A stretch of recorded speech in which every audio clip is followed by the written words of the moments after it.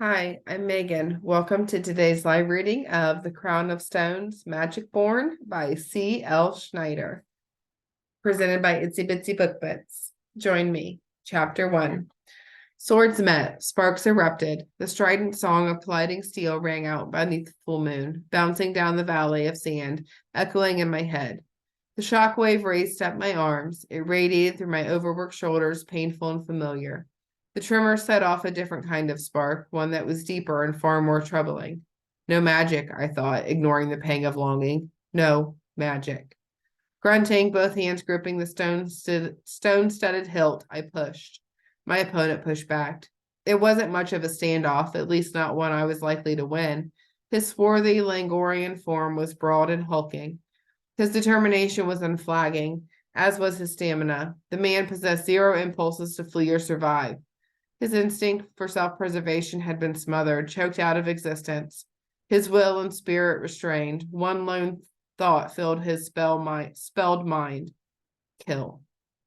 The goal was chillingly apparent in the swirling red-black of his eyes. My boots slid, pebbles kicked up behind me. They only had one place to go, over, as the crumbling edge of the cliff grew steadily closer. I dug deeper, shoved harder. With the brief release of one hand from the hilt, I risked a punch. My knuckles split. His broad face, yet intact, cracked with only a smile. No magic. No magic. My internal chant continued. It was a weak weapon at best, a temporary deterrent in an unwinnable war I'd been fighting my whole life.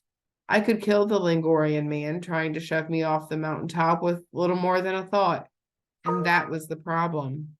One thought would turn into another, one spell would become two, a little magic suddenly became a lot, and the glut of ancient power I'd given shelter to would rise up and imprint another scar on my skin. When too many scars had formed, I would change. I would become something else. I would be no use to her. My opponent's eyes widened with delight.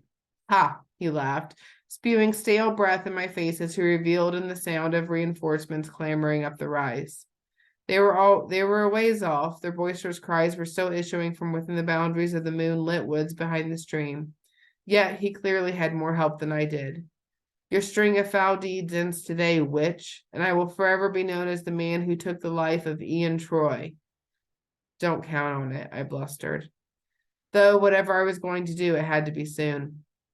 I risked a glance behind me. Far below, a good 2 miles out into the desert, torch poles ran along a massive black wall.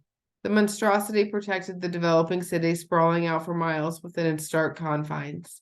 Inside the wall, lanterns twinkled. Their yellow pinpricks sprinkled the city with light, but they were far too out to brighten the slope beneath me.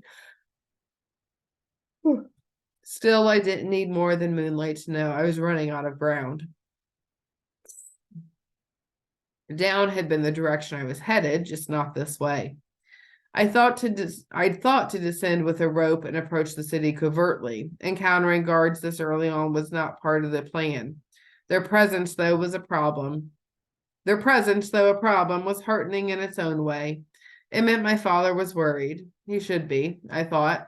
I'd barely found out I had a daughter before Jim Reth took her away. For well over a month, there had been no sighting of Leary. No news of any kind. So far, my attempts to gain entrance to his walled city to search for her had failed. They wouldn't with magic, I reasoned, but I'd already risked more than I should by opening a doorway to come here.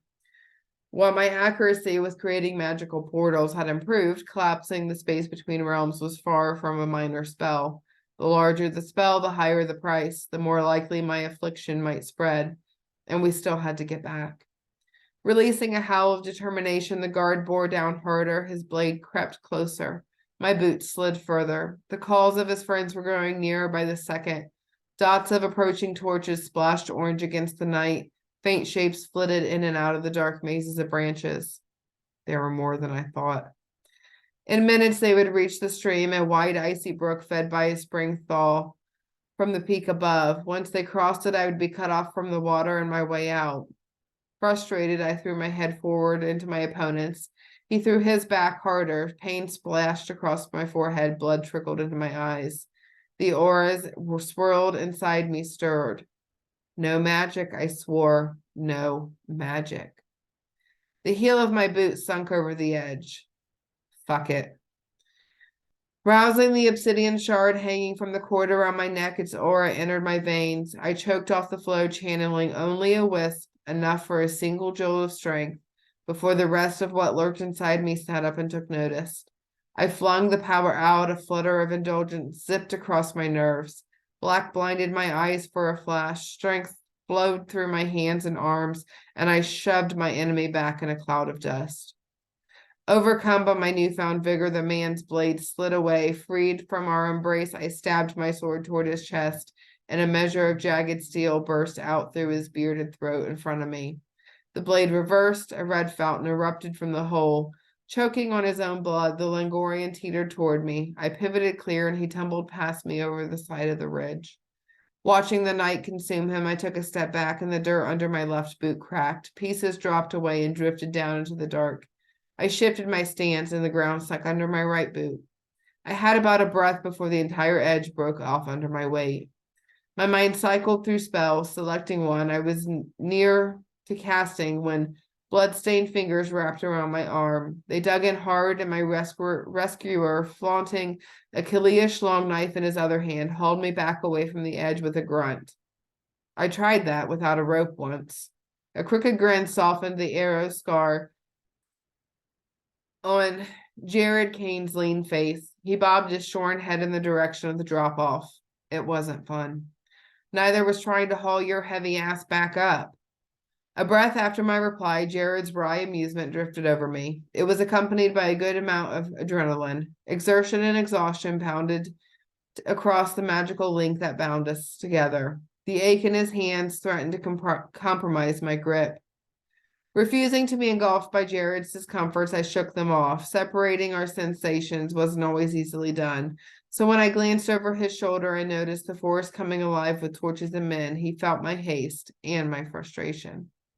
Jared's sharp blue eyes narrowed. What do you want to do? With my father's spell driving our oncoming opponents, I had two choices. Leave empty-handed again, or stay and kill them all. We'd already incurred a sizable delay with the first wave of soldiers. Another lengthy engagement would further shorten our window for getting in and out by morning. Being stuck behind the city wall at daybreak would hasten a confrontation I wasn't ready for and make getting Leary back that much harder. With one last aggravated glance at the lights punctuating the darkness below, I slid my sword into my belt at my waist. Come on, I started for the stream. Are you sure? No, I grabbed the pack I'd abandoned when the patrol attacked and slipped it on. Celestite, diamond, amethyst, tanzanite, and obsidian banded with silver adorned the wristlet tied around my right brace. I channeled their auras in unison as we ran. Jared took the lead. I followed his steps over the rock-strewn landscape, turning my concentration inward to the storm of magic surging through me. It was a beautiful mix. Their combined auras were a blizzard of frozen fire. I concentrated on it, refusing to let my mind wander beyond it. One drifting thought of more was all it would take to wake what else lie inside me. Each spell I cast was a gamble against fate for more scars, and no god liked being bet against. Hitting the knee-deep water at a fast clip, our boots churned up the rocky stream bed. Spray splashed to our thighs, but it was the only protection I had against the abundance of horned blood that compromised the city wall. I had no real idea how far out its influence would reach or exactly how water blocked the Blackstone's negative effects. At the moment, though, how didn't matter. Torchlight flared to my right, arrows pierced the water. I released the magic. Aura spilled from my veins in a twist of color, giving birth to my door a few feet away with a pop of colored lines. Swiftly the lines joined, blackness grew in between. Wind blew from the door's edges, shooting out around us, tossing the water into a fine mist. As sparks burst inside the black, more arrows flooded the trees. A barb shot between us, dangerously close, another stuck in the pack on my shoulder. I grabbed Jared and we jumped, tumbling into the void.